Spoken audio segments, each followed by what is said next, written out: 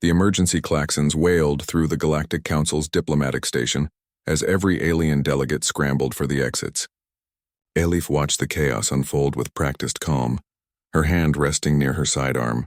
Beside her, Adam leaned against the observation window, completely unbothered by the pandemonium. "Predator breach in Docking Bay 7, a Vrixian security officer shrieked, his four eyes wide with terror. "Crixian stalker cub. Evacuate immediately." The council chamber emptied within seconds, leaving only the two humans and a trembling Keltharian ambassador who'd frozen in fear by the door. "A cub?" Adam asked, raising an eyebrow. "What's got everyone so worked up?" Elif pulled up the security feed on her datapad. The creature padding through the docking bay was roughly the size of an earth lion, with midnight black scales that shimmered with bioluminescent patterns. 6 legs carried it forward with fluid grace, and its triple rows of crystalline teeth caught the station's artificial light. "Crixian stalkers are apex predators from the Outer Rim," Elif explained, reading the classification data. "Considered one of the most dangerous species in known space. Intelligent pack hunters with venom that can dissolve titanium alloy. This one's only 6 months old. And everyone's running from a baby?" Adam pushed off the window. "Where are its parents?" "Dead, apparently. Cargo ship found it orphaned. They were trying to transport it to a xenobiology research facility when it escaped containment." The Keltharian ambassador finally found his voice. "You humans must flee. The cub will hunt anything that moves. My people have recorded 57 fatal encounters with Crixian stalkers. No one has ever survived." "Tamed one?" Adam finished, already heading toward the door. "There's a first time for everything." Elif sighed but followed. She'd served with Adam long enough to know that look in his eyes. The same one he'd had when they'd encountered that injured Thoraxian war beast on Kepler 44E2b. The same one right before he'd befriended a supposedly untamable void serpent that had been terrorizing mining operations in the Cassiopeia sector. Her partner had a gift, or a death wish, depending on who you asked. They descended to the docking bay via the emergency stairs, avoiding the crowded elevators packed with fleeing personnel. Through the reinforced windows, they could see the cub investigating an overturned cargo container. Its tail, tipped with a barbed stinger, swayed hypnotically. "Security's planning to vent the bay into space," Elif warned, checking her comm. "We have maybe 5 minutes. Then I'd better work fast." Adam keyed open the bay door. "Wait." Elif grabbed his arm.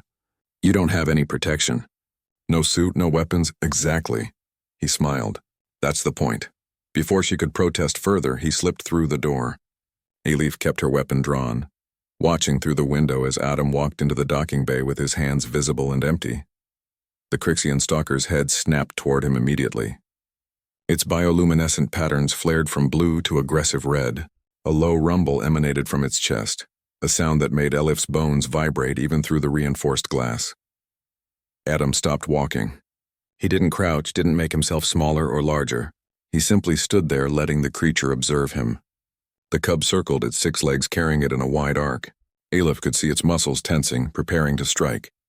Then Adam did something that made her heart stop. He whistled. Not a sharp, commanding whistle.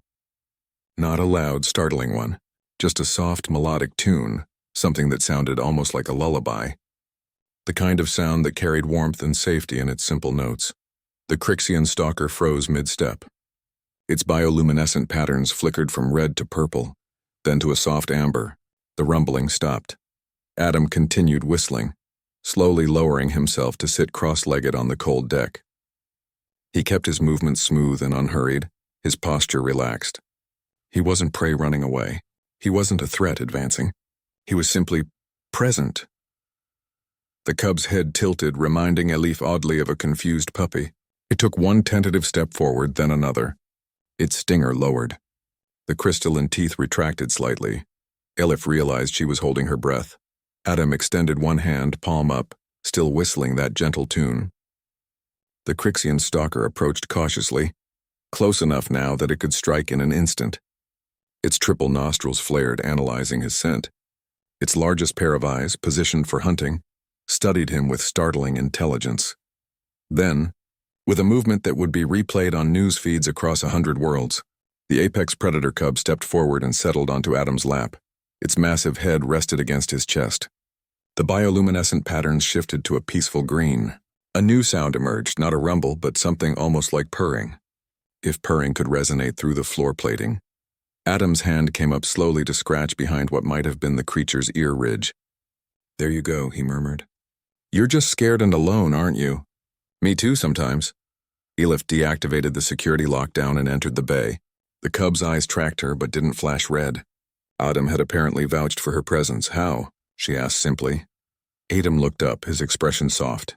"I grew up on a farm in Anatolia, before the expansion. We had animals, dogs, cats, horses. My grandmother taught me that every living thing speaks the same language when it comes to fear and comfort. You just have to listen differently. This isn't a farm animal, Adam. It's an apex predator. So were dogs once. So were cats." He continued stroking the cub's scales. "Everything that's wild is just something we haven't understood yet. This little one watched its parents die. It's been locked in a cage, transported across the galaxy, treated like a monster. No wonder it's defensive." The docking bay doors opened and the station's security chief, a Vrixian named Keltor, entered with a full tactical team. They all stopped short at the sight before them. "By the ancients," Keltor breathed. "The predator is napping," Elif supplied helpfully. Indeed, the Crixian stalker cub's eyes were half closed, its breathing deep and rhythmic. The story spread faster than light-speed communication. Within days, footage of Adam sitting calmly with the galaxy's most feared predator species had reached every corner of known space. Scientists demanded to study his technique. Xenobiologists revised their classifications. And the Galactic Council began to reassess their assumptions about humanity's place in the cosmic hierarchy. The humans weren't the strongest species. They weren't the smartest or the longest lived. But they possessed something unique, an inexplicable ability to find common ground with almost any form of life. An empathy that transcended biology. As for the Crixian stalker cub, it refused to leave Adam's side. The research facility canceled the transfer. Instead, Adam and Elif's ship gained a new crew member, one that would prove invaluable in their diplomatic missions across the frontier. They named her Yildiz, Star, because she'd found her light in the darkness of loss.